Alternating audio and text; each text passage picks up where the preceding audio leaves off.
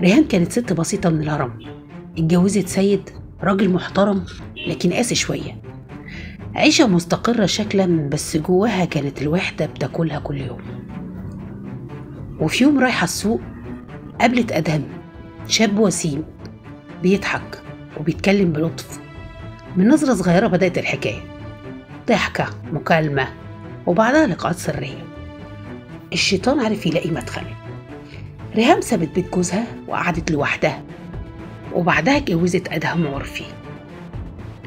بس لما الفلوس خلصت رجعت لسيد، رجعت بجسمها بس قلبها كان في مكان تاني. سيد شك وبدأ يعاملها بخشونة، وفي مرة من كتر الخناق أدهم قال لها مش هترتاحي لما نتخلص منه. كانت في الأول رافضة، بس لما الألم زاد قالت لنفسها خلاص نهايته جت.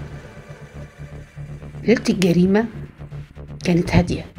سيد راجع من الشغل تعبان، لقيها محضرة الأكل ومبتسمة ومعرفش إن الموت قاعد وراه. أدهم خرج من الأوضة، مسك حبل وخنقه، وريهام واقفة مش قادرة تتحرك. ولما سيد وقع أدهم طعنه بسكينة صغيرة. خلص كل حاجة وقعد يشرب الشاي جنب الجثة. قال لها هاتيلي كوباية شاي، وقعدوا ساكتين. بس رحبة الدم كانت أوقع من أي سكوت. قبل ما يخلصوا الجيران بلغوا البوليس. دخلوا الشقة لقوا الجثة وأدهم لسه هناك. اعترفوا الاتنين بكل حاجة، وقبل المحكمة أدهم قال هي السبب، وهي قالت كنت فاكرة الحب هينقذني بس هو اللي قتلني. الإعدام كان مصيرهم هما الاتنين. وساعتها الناس قالت الخيانة عمرها ما كانت حب، دي موت ببطء. في القصتين دول اللي قتل مش السكينة ولا الحبل، اللي قتل هو الغلط اللي بدأ بنظرة حب من غير وعي وغيرة من غير عقل.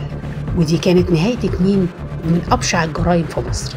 استنونا في حلقات جديدة من جرائم هزت مصر، لأن اللي جاي أظلم وأغرب.